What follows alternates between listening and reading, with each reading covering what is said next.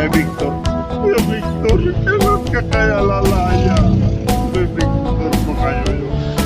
Awang-awa ako sa kanya.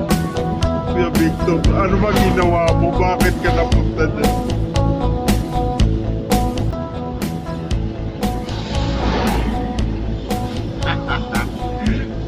Mga yun, joke lang.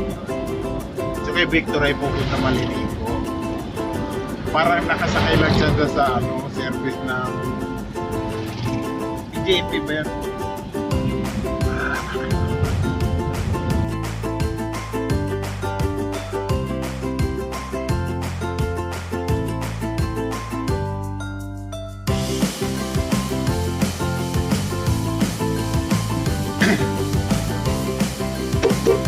Kaway-kaway sa vlog! Hello! Ayun, si Kuya Victor oh.